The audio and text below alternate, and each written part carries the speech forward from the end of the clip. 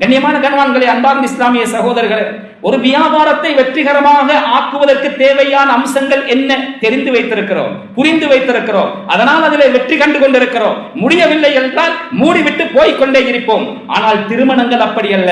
முடித்தால் முடித்ததுதான். கட்டிய விரையை கொட்டியே ஆக வேண்டும் என்ற அமைப்பிலே அதிகமான வழக்குகள் நிலுவையில இருக்கிறது. அது ஒரு பக்கம் இருக்கட்டும்.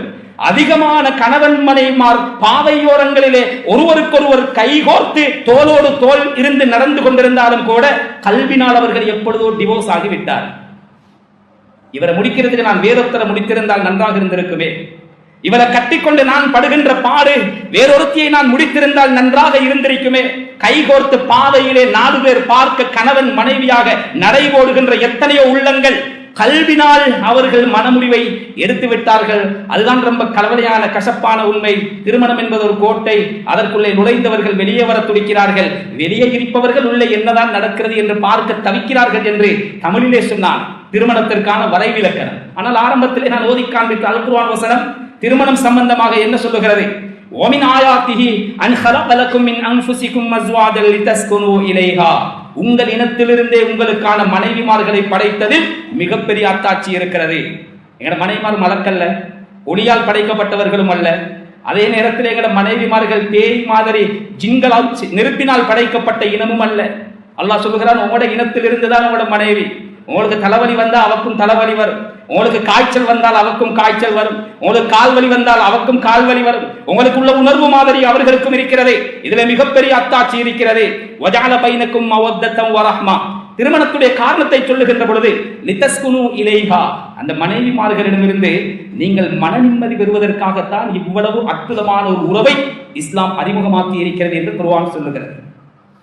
மனைவி இல்லை என்றால் சொர்க்கத்திலும் இன்பம் கிடையாது. அதனால்தான் அல்லாஹ் சுப்ஹானஹு வ தஆலா ஆதம் அலைஹிஸ்ஸலாம் அவர்களை படைத்து அவர்களை சொர்க்கத்திற்கு அனுப்புவதற்கு முன்னால் மனைவி ஹவ்வா அலைஹிஸ்ஸலாம் அவர்களை படைத்து யா ஆதம் உஸ்குன் அன்த வ ஸௌஜுகல் ஜன்னah, ஆதமே நீங்களும் உங்களுடைய மனைவி சகிதம் சொர்க்கத்திற்குள் நுழைந்து கொள்ளுங்கள் என்று அல்லாஹ் அந்த மனைவியோடு சொர்க்கம் போனால் தான் அந்த சொர்க்கத்திலேயும் இன்பம் இருக்கிறது. ஆனால் மனைவி மனைவியாக இருக்க வேண்டும்.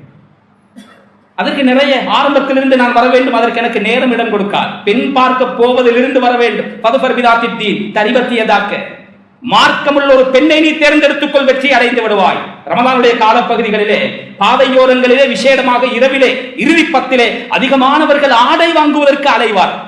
லீலத்துல் கத்ருடைய வேட்டையை தேடி வல்லல் நபி ஸல்லல்லாஹு அலைஹி வஸல்லம் அவர்களே தன்னுடைய வேஷ்டியை இறுக்கி கட்டினார்கள் என்று ஹதீஸ் படித்தவர்கள் எல்லாம் சுன்னத்தான கேவலம் ஒரு நாள் உடுப்புடுப்பதற்காக வேண்டி எத்தனையோ ஃபர்து தொழுகைகள், இரா வணக்கங்கள், தராவீஹ், கியாமுல் லைல் போன்றவைகளை பால்படுத்தியவர்களாக ஆங்கங்கே கடைகளில் ஏறி திரிந்து கொண்டிருக்கிறார்களே. கவலையோடு ஒருத்தர் வந்து என்னிடத்திலே இதை சொன்ன நேரத்திலே அவர்களிடத்திலே நான் கேட்டேன், ஒரு மார்க்கமுள்ள மனைவியாக இருந்தால் ஒரு நாளும் உங்களை பாதையிலே அலைய விட மாட்டார். இந்த நேரத்திலே இங்கு உங்களை அலைய விடுபவள் அல்லாஹ்வை பயந்து கொள்ளுங்கள், கியாமத்திலும் உங்களை அலைய விடுவாள். இதுக்குத்தான் ஸல்லல்லாஹு அலைஹி வஸல்லம் அவர்கள் சொன்னார், தீனுள்ள மார்க்கப்பட்டுள்ள இறை அச்சமுள்ள ஒரு மனைவியை நீ எடுத்துக்கொண்டால் நீ வெற்றி அடைந்து விடுவாய். அது முதல் படி.